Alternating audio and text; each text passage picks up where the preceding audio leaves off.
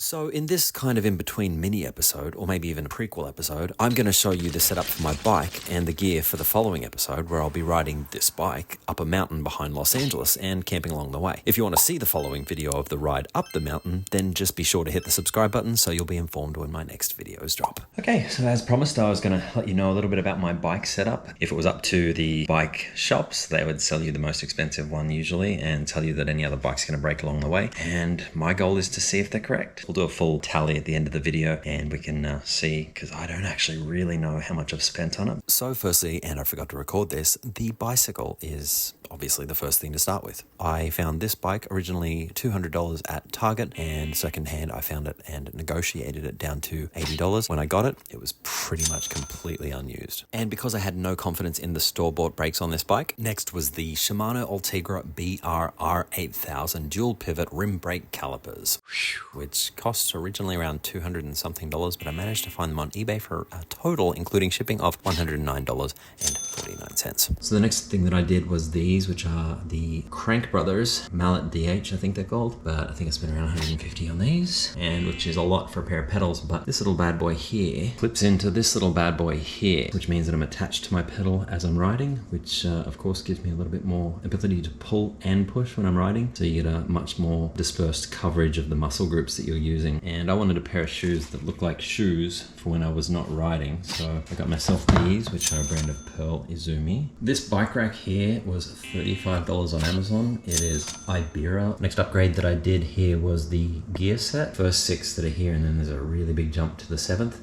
Reason being is I wanted a much lower gear. So when you got a big ring at the back, that means you get a low gear. And then if you look at the front, I've actually fitted a new chain wheel, which is 3 rings of gears. So with that really small one at the front and this really big one at the back, I get really great low gear performance. Once I put that gear set on, I needed a Shimano Tourney 7-speed to capacitate reaching that gear at the back. This chain is actually a nice little chain as well. It's a Zonky or something, and that one was off Amazon. Now when I got these 3 at the front, they were actually complete with this crank set with some weird badly translated words on the front to make it seem cool. But this, these, and the other crank there as well were all one piece, and you can see on the screen they were a ridiculously low price. So far I haven't really spent that much money. Now because of the wider tooth here than was originally on there, I did actually need a 3-speed derailleur at the front. I've added Foldy Lock from CD Lock. It's a little bit heavy, I will say. When it comes to locking your bike, this thing is pretty heavy duty. The bag, you can see the price on the screen. These lights, I actually got 2, and of course they're USB rechargeable. These bungee cords were off Amazon. So up front we have a rear view mirror. Seeing behind me is more important than having a little bit of additional wind resistance. I have a secondary mirror here,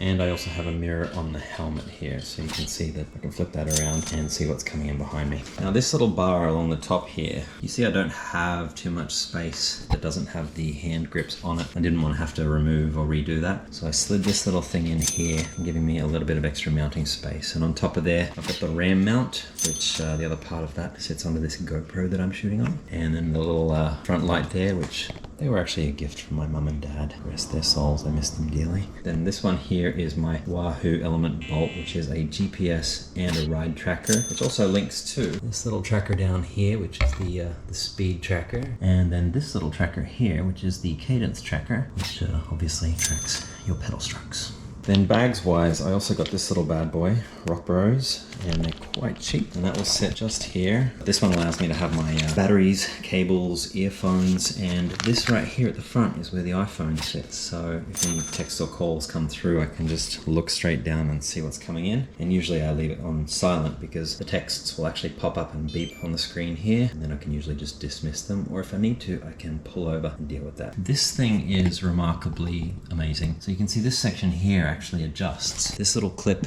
just unclips there. You can actually adjust the position, so you can actually slide this up and down, so you can give your bike a lot of lean or a little lean, and it's ridiculously steady, and it has very strong click positions. So when it's down, it's down, and when it's up, it is up. There's no banging around, no noise.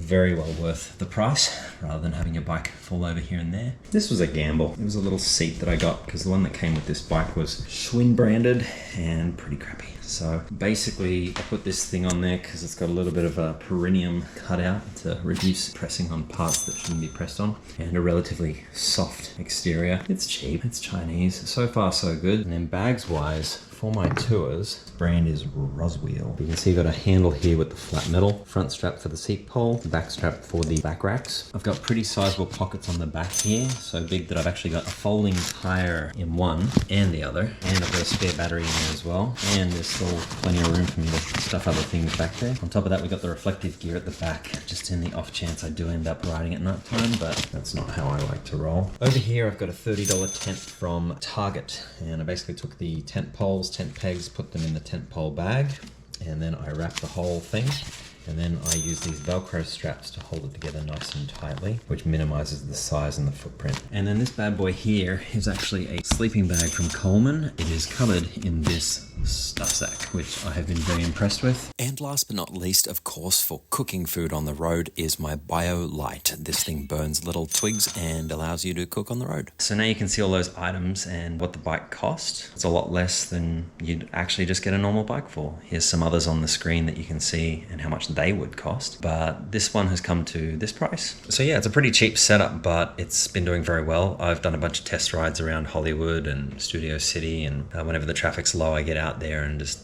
try it out and see what happens, try the setup, try all the gears, try all the conditions, and so far so good. I've been pretty happy. So yeah, let's see how we go. It's been a cheap build, but you know, let's see if I'm crazy for thinking that cheap gear might actually do well. So yeah, if you're thinking about getting out there and doing bicycle touring, please don't let people pressure you into thinking that you can only do it with expensive gear. There is plenty of cheap gear that actually serves the purpose and allows you to get out there, even if you're just starting out. I would recommend though, if you are working on cheaper gear, don't go putting yourself into dangerous positions.